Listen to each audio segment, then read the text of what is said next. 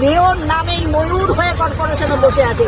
ওই রকম মেয়র এনার মানে পদত্যাগ করা উচিত।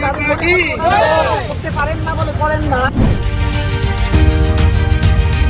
মেয়র ময়ূর হয়ে কর্পোরেশনে বসে আছেন।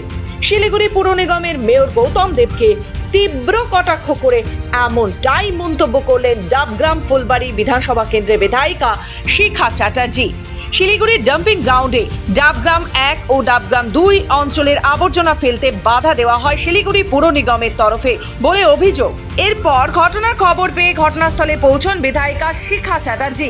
বেশ কিছুক্ষণ বিক্ষোভ দেখানোর পর সেই আবর্জনা ফেলতে দেওয়া হয় বলে জানান তিনি।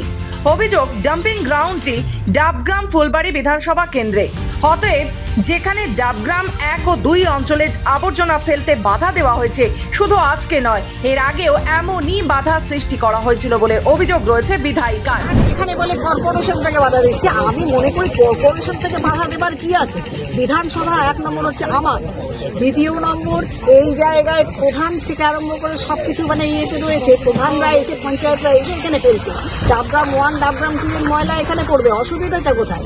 আর যদি এটা কাউকে ফেলতে না দেওয়া হয়, সরিয়ে নিয়ে যাক না। এখানে আশেপাশে যে সমস্ত মানুষরা বসবাস করে তারা কিন্তু এর গন্ধে খুব অতিষ্ঠ হয়ে থাকে। অথচ মেয়র নামেই ময়ূর হয়ে কর্পোরেশনে বসে আছে।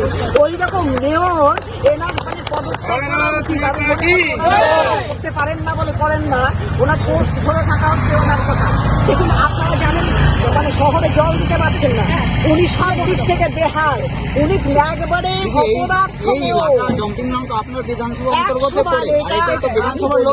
আমি বলি আমার। শিখা চ্যাটার্জি জানান, তার বিধানসভা কেন্দ্রে এই ডাম্পিং গ্রাউন্ড কেন্দ্রের আবর্জনা ও ডাম্পিং গ্রাউন্ডে ফেলতে না দিলে তবে তিনি শিলিগুড়ি বিধানসভা কেন্দ্রের আবর্জনাও এই ডাম্পিং গ্রাউন্ডে ফেলতে দেবেন না বলেও জানিয়ে দেন।